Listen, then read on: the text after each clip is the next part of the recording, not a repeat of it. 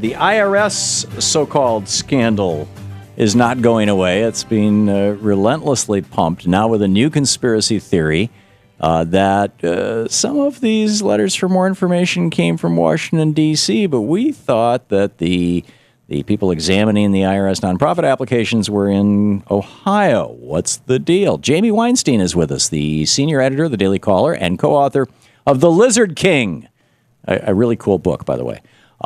Jamie, welcome back. Thank you for having me, Tom. And dailycaller.com, of course, the website, one of the few conservative news sites that I actually read every day. I've got to see what you guys are up to. So, make your case, sir. Well, I just think the scandal itself, or as you call the alleged scandal, needs to be investigated. I think that you need a special prosecutor.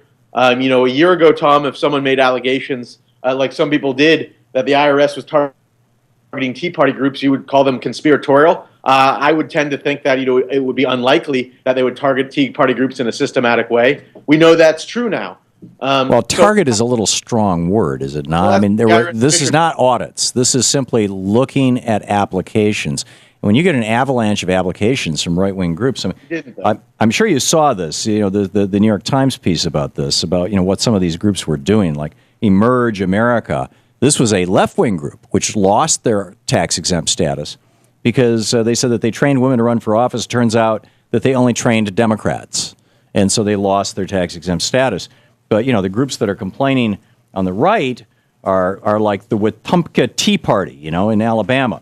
And they were working under the auspices of the Adopt a State program, which is a piece of Code Red USA, and which told supporters, quote, on November 6, 2012, Code Red USA authorizes the defeat of President Barack Obama. Or the Ohio Liberty Coalition, which sent out regular emails to members about Romney campaign events, organized protests around the state to demand the truth about Benghazi, and canvass neighborhoods handing out Romney campaign door hangers.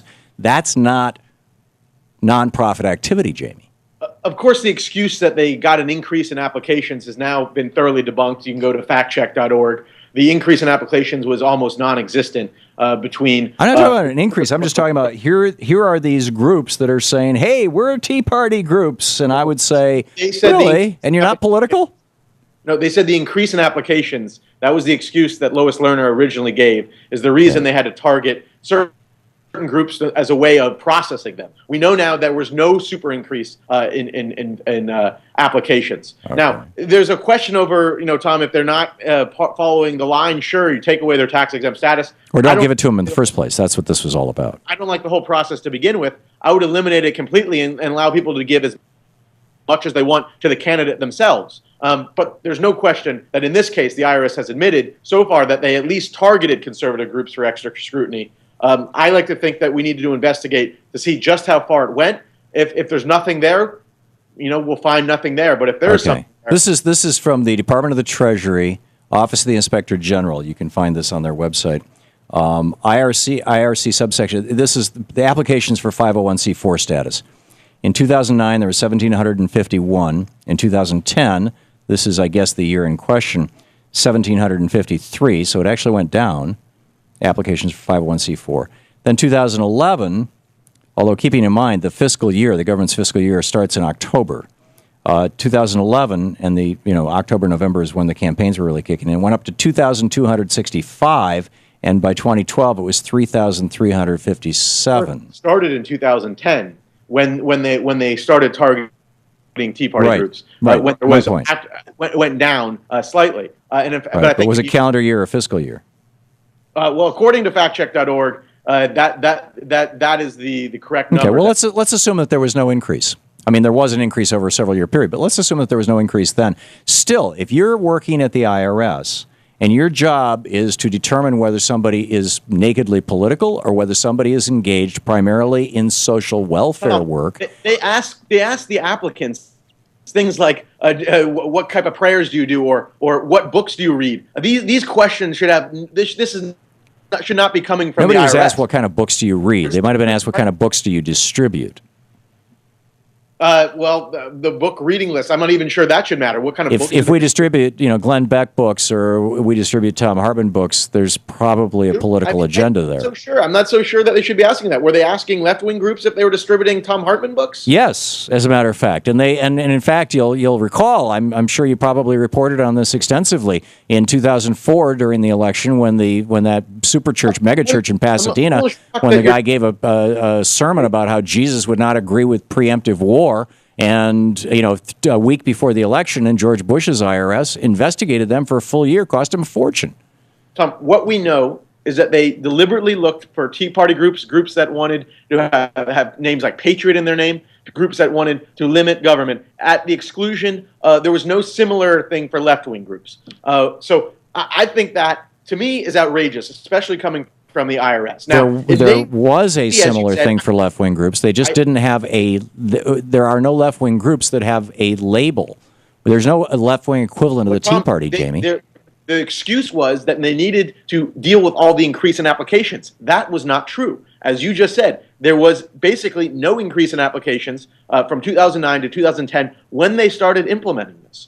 So that is not a legitimate excuse. I kind of want to know why they started targeting right-wing groups. You may be right, Tom. I am not a conspiracy-minded person. They may have done this complete mistake on a very... Well, the Obama administration has both launched an internal investigation and a criminal investigation into this. Shouldn't you be here on the program saying, hey, props to President Obama? No, I think we need a special prosecutor, someone of a very high stature to look into it. You want you want to bring back Ken Starr?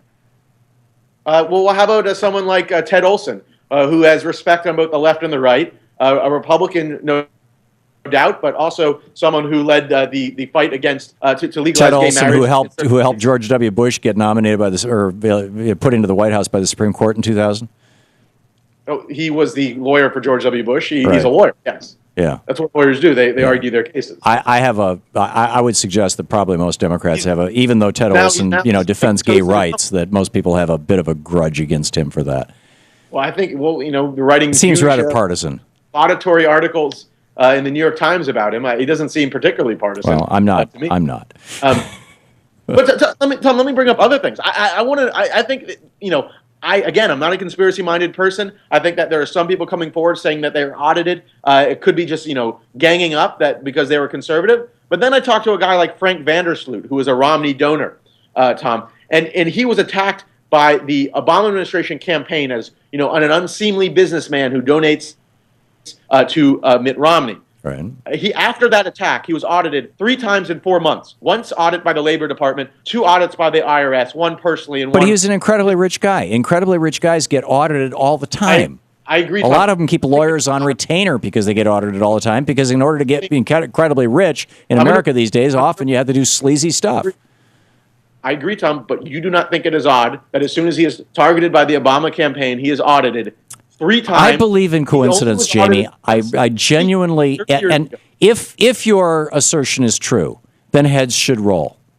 Whoever suggested that, it's Nixonian. If that happened, and President Obama has said that if anything Nixonian happened, heads will roll. Let's be clear. I don't have an assertion.